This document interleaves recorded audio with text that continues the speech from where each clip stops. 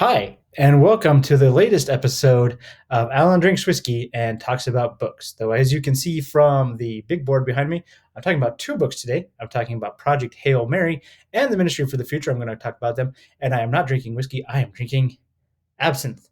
Never had absinthe before. Kind of like how I did that episode about gin, or, well, the episode was about 1984, and I drank gin. This is the first time I've ever had absinthe at all. And that's good. I just did an absinthe drip. So that's where you take a sugar cube and you melt it over some ice water and put it in there. This is a 4-to-1 water to absinthe ratio, if you are so inclined to know. And if you like black licorice, you will like absinthe. I was told this when I bought absinthe.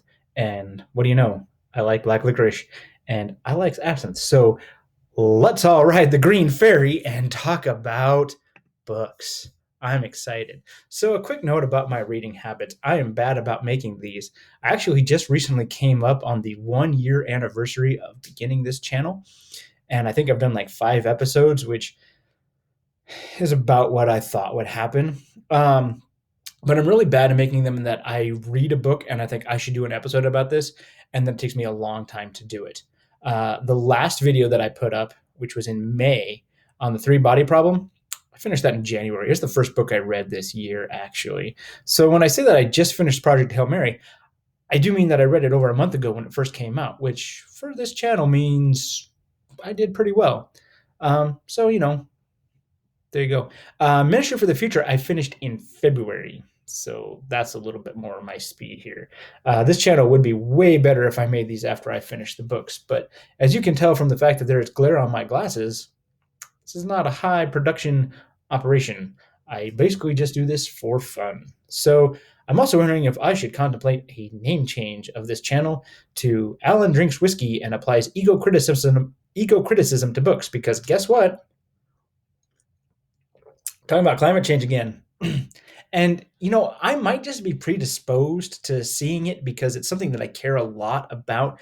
It's an issue, political issue that I read up on a lot. I follow what's happening, or I try to follow what's happening. And I think it's one of the biggest issues of our time. And we do bring ourselves to the page. When we read a book, we are bringing ourselves to it. We are bringing our experiences. We are bringing our thoughts, our political beliefs. We're bringing all of that to the page. And what we read into a book is just as valid as anyone else's views, including the authors, by the way. I'm very much so death to the author type person. I mean, I think you give them a little bit of weight because they wrote the text, but whatever you read into a book is perfectly valid as long as you can back it up with evidence. That's what I always tell my students. And the books that I'm talking about today, I think, are pretty aligned to climate change. Ministry for the Future definitely is about climate change. Project Hail Mary, which I'll talk about first, is kind of climate change adjacent, but there's enough there. But I bring that to the page and I read through that lens. And I tend to read a lot of science fiction because that's what I'm into. And because science fiction kind of asks these questions about who we are and where we're going, that's definitely something that comes up. So with that in mind, let's talk a little bit about Project Hail Mary. So Cliff Notes version of the plot, basically the sun is getting dimmer, and we need to figure out why, because if the sun is getting dimmer and it's colder, that means there's going to be crop failures, ecosystems are going to be ruined, economies imperiled, and I mean, it's just going to be bad. Could you imagine how bad it would be if something in our world would disrupt agriculture, disrupt ecosystems, and imperil our way of life?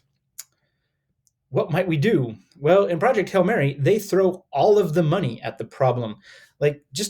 I'll cut to the chase. They invent interstellar travel. That's not cheap. I don't know if Andy Weir, who wrote the book, he's the same dude that wrote The Martian, by the way. I don't know if he actually says, like, yeah, this costs such and such $1 billion, or if he hand waves it away. But if he did, it was a lot of money. And if he hand waved it away, it was like, you don't want to know, because it costs a lot. Also, one of my favorite characters of the book is Eva Straught, and she's a bureaucrat who is basically in charge of everything, including foreign militaries. At one point, they fly out to a Russian or a Chinese aircraft carrier, and Ryland Grace, the protagonist, is like, wait a minute, we're working with them? She's like, well, we do now, because it's a huge issue. It's a huge thing that if we don't address it, it's going to be bad news for everybody. So this is what they do. And it kind of makes sense. So you might be wondering, because so basically, a guy wakes up in a spacecraft. He is light years away from Earth. He doesn't even really know what he's doing there at the beginning. And you might be inclined to do it. So is this just the Martian with like a slightly different setup? And there is a lot of similarities. Man stranded alone, no way to get home, and he's got to science his way out of it. But there is one major difference, and that's Rocky. I love Rocky. He's an alien from, you know what? I'm not even 40 Arendani system. I probably said that wrong, but he's an alien from a different star system. Rocky has 5 arms. He is a space engineer genius, and he communicates via music. When translated, which is something that our protagonist Ryan Grace can do because he's kind of a jack of all trades. He can operate a starship, he can do alien biology experiments, and he can translate an alien language via linguistics. He says things like Rocky says, amaze. And when he asks for a fist bump, he says, fist my bump.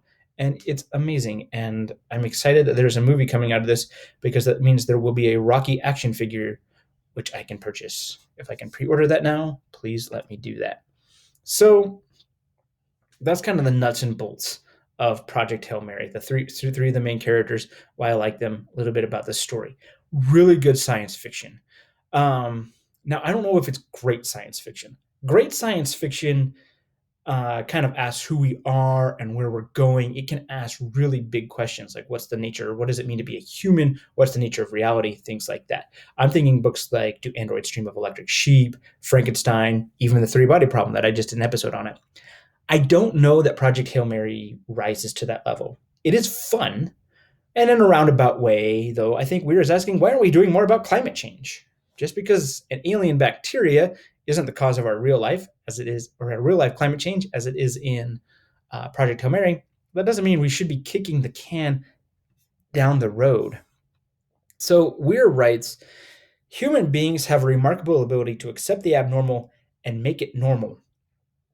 And we do. You can think about things like, I don't know, the pandemic and wearing masks out in public and quarantine orders. And that was very strange, but then it became normal to the point where in some places, if you go to a place like I was just in the Portland airport and there were people that were going to be boarding our flight that weren't wearing masks. And I was like, what are you doing? Like they stood out because they were going against the grain. Now, like back in 2019, the people that wore masks and you'd see them in airports, like those were the people like, what are they doing? And now that's the normal. We get used to things. But when it comes to climate change, that's a problem. We keep setting records for the hottest month ever, and we don't do anything about it. I think I read a thing where the city of Seattle has only hit like 100 degrees like 3 times in the last, and I can't remember how many years, but it's been a long span. And they're going to have 3 consecutive days of 100-degree temperatures. Clearly, there's something going on. But I kind of feel like we're as a society to be like, yeah, it's hot. Well, it's the summer. It's supposed to be hot. Oh, it's a little bit hotter than last year, but what's the big deal? And I don't know if you're familiar with the metaphor about the lobster or the frog in the pot, but basically you put them in the pot and the water is cold, and then you gradually bring it to a boil because then the creature gets used to the temperature. And then by the time it's too late, they can't get out because they're dead. I feel like that's a little on the nose these days. So, how do we address that? Well, I'm glad you asked because that is what the Ministry for the Future deals with. And again, this is science fiction, and I would kind of maybe elevate this a little bit above in terms of like the good versus great pantheon than Project Hail Mary, but it's very like localized to this time, so I don't know if it will have staying power. I guess it kind of depends on if we do something about climate change or not. But it's Kim Stanley Robinson's The Ministry for the Future. Basically, the keystone event of this is that a massive heat wave kills thousands of people in India like that. It's devastating. India freaks out, as they should. They kind of start doing things on their own. Other people are like, I don't know if you should do that. So the United Nations basically forms this new ministry focused on the future and people who will come after us. And then the book looks at the details that struggle, or the details of the struggles that it takes to bring different countries and different sectors of the global economy together to combat climate change. Because you know what? Russia, China, the United States, Brazil, France, England, they don't always agree on everything, and they're not always going to want to do the same thing. And maybe the banking community doesn't want to put investments in things. And so what do you do? So they do things like create a currency called a carbon coin. And they do fun science like pump seawater into the Antarctic, which I don't know if that would work, but it seems to in Ministry for the Future. One of the things, though, that Ministry for the Future does that I think is really cool, or not cool, more interesting, is it looks at how global climate change will affect kind of the most vulnerable. What happens to those displaced people? Like pretty much everyone who dies in that India heat wave are impoverished. Um, and a lot of the people that are kind of, they're not really on the page, they're not represented so much on the page like as character wise, but you hear about them, are these people that are displaced by climate change. They're climate refugees and things like that. And how do they find an outlet? And one of the ways that they do it is eco-terrorism. And in the book, organizations that feel that carbon reduction actions uh, don't go far enough, they do things like use drones to bring down airplanes because airplanes put a lot of pollution into the air. And if you could grind the air industry to a halt, you'd put a big dent in our carbon imprint. We kind of found that out in 2020, actually. There is one instance where it's actually kind of cool. They use drones also to liberate a mine in Africa that it's exploiting its workers, because this book really details kind of how the poor are the most vulnerable, not only from climate change, but also from society at large. So if we have these people that are really vulnerable and we have more and more decentralized systems like cryptocurrency and drones that cannot be traced back to people with like say 3D printers and things like that, people with way different moral compasses than you might just take action. You know, the people that are eco-terrorists in this book and the people that are from the climate or for the Ministry for the Future, they have the same agenda: reduce the global carbon footprint, make a more sustainable life for everybody. But they go about it in vastly different ways. One way is much more preferable than the other, but I think it's a really interesting way to look at it. Um, I think it begs the question: if climate change isn't addressed and more people become climate refugees, I think this is something that could happen, and that's science fiction. Um, Robinson really brings this home in this quote that I'm going to read here, talking about how not only do we need to take care of the planet, but also each other. And Robinson says, so is there energy enough for all? Yes. Is there food enough for all? Yes. Is there housing enough for all? There could be. There is no real problem here.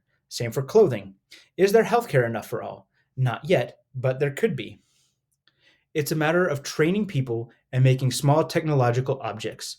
There is no planetary constraints on that one. Same with education. So all the necessities for a good life are abundant enough that everyone alive could have them: food, water, shelter, clothing, healthcare, education. That isn't science fiction. That's true. We could do this right now. We could address the gaps in our food distribution systems and feed everyone. There's really no reason for anyone, especially in the United States, to go hungry. There's no reason for anybody in the United States to be homeless. Um, I think recently the city of Los Angeles started building like tiny homes for its homeless population, and it'll be really interesting to see how that works out. I actually brought this up to a class that I teach, and they were like junior high kids. And I asked them about it, like, why don't we just give homes to people? Because like the guy that has to sleep on the park bench, he doesn't want to sleep on the park bench, and nobody wants to see him sleep on the park bench. So what if we gave him a home? And it was really interesting to see them kind of like struggle with that, because maybe there's a reason why we don't, but the alternative also doesn't really make a whole lot of sense either. And again, this is what good science fiction does. It kind of drives that conversation uh, forward. So the Ministry for the Future doesn't hide that combating climate change is going to be a huge undertaking. It's not like this little like climate change is bad, and so we did like these two things and fixed it, and the day was saved. Hooray!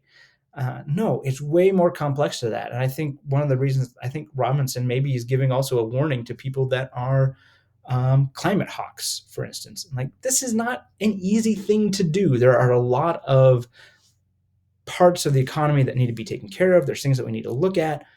It's going to be hard to get everybody on board. So, yeah, it's hard. But if you're wondering the cost, Robinson writes, what's the monetary value of human civilization? Trying to answer that question proves you are a moral and practical idiot. Because if we don't have human civilization, we don't have anything. Like, if we all die out, the planet will continue, life will continue, we won't be on it. And then from our perspective, that doesn't matter. So, can you really put a price tag on fixing climate change and addressing things that make the planet more sustainable and livable for everybody? Don't know that you can. Robinson also says that for this to have long lasting effects, we're going to need to have long range permanent solutions. Things like a half planet solution, where basically uh, everybody moves to one half of the planet and lets the other half go back to the wilderness so that nature can have these unclaimed, untamed spaces again, which I think is really, really interesting.